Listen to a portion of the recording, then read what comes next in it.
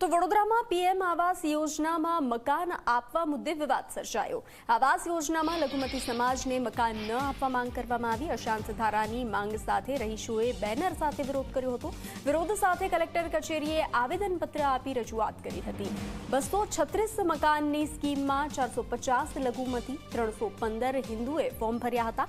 મહત્વનું છે કે વડોદરામાં ભાયલી વિસ્તારમાં TP3 અને 118માં આવેલી પ્રધાનમંત્રી આવાસ યોજના ચર્ચામાં છે। આવાસ યોજનામાં લઘુમતી સમાજને મકાન ન ફાળવવામાં આવે તેવી માંગ ઉઠી છે। આસપાસની 20થી વધુ સોસાયટીઓના રહીશો એકઠા થઈ અને કલેક્ટર કચેરીએ વિરોધ કર્યો હતો। રહીશો સાથે ભાજપના કોર્પોરેટર પણ વિરોધમાં જોડાયા હતા। બેનર પોસ્ટર સાથે સૂત્રોચ્ચાર કરી અને અશાંત ધારાની માંગ પણ કરી હતી અને સાથે જ કલેક્ટર કચેરીએ આવેદન પાઠવી અને પોતાની માંગો રજૂ કરી।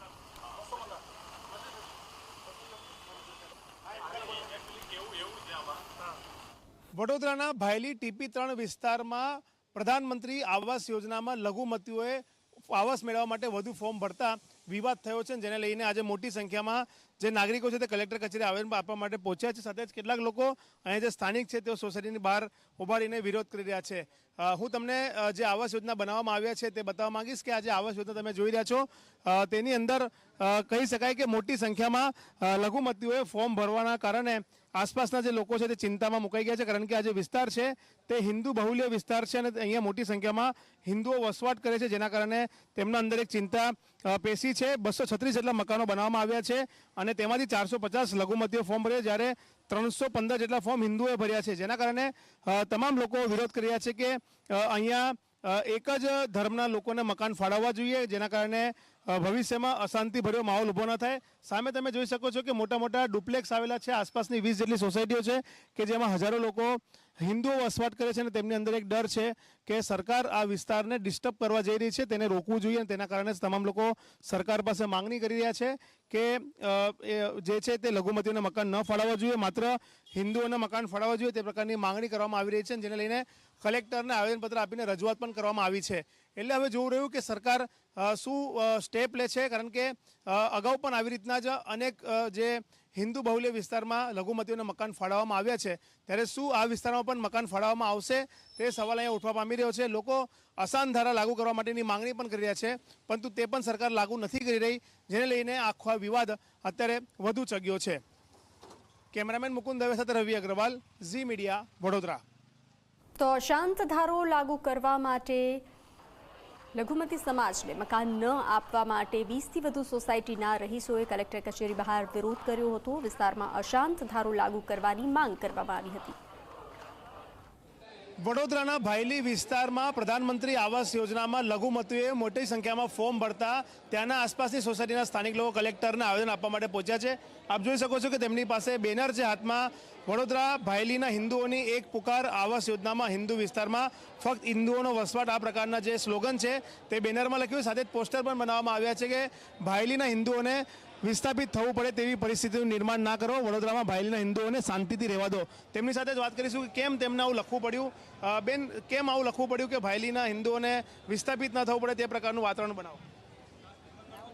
આ એક શાંતિનો એ છે કે જ્યાં આપણે કોઈ પણ મુસલમાન એરિયામાં જઈએ છીએ ને તો એક મનમાં એક ટેન્શન રહે છે કે આ એરિયામાં જવાય કે ના જવાય, અને આટલા બધા એમાં આટલી મોટી સંખ્યામાં જ્યાં એ લોકોને જ્યાં ઘર ફાળવવામાં આવ્યા છે તો હિન્દુ લોકોને ટેન્શન તો થાય જ, કારણ કે રાત્રે 10-11 વાગે હવે તો ઓફિસોમાંથી છોકરીઓ આવતી હોય છે, બધા આવતા હોય છે, લેડીઝ બધી બહાર ફરતી હોય છે, અને આવા એરિયામાં એકદમ એ લોકોને જે ઘર અલાઉટ કરેલા છે જેનાથી હિન્દુ લોકોને, અમને લોકોને થોડું ટેન્શન થાય છે કે પહેલાંથી અમે લોકો જોયેલું છે કે આ બધી વસ્તુ નોર્મલ નથી રહેલી, એના માટે થઈને તો આ વસ્તુ અમે લોકો શાંતિથી નહીં રહી શકીએ। એમને એરિયામાં ઘર આપે અને અમારા એરિયામાં ખાલી અમારો હિન્દુઓનો જે એરિયા છે અમને ત્યાં આગળ અમારા હિન્દુઓનો જ રહેવા દે। હિન્દુ એરિયામાં હિન્દુઓને ઘર કેમ? તમને એવું લાગે છે કે મુસ્લિમોને જો આપવામાં આવશે તો લઘુમતીઓને આપવામાં આવશે તો તમારા વિસ્તારમાં શાંતિ દોડાશે?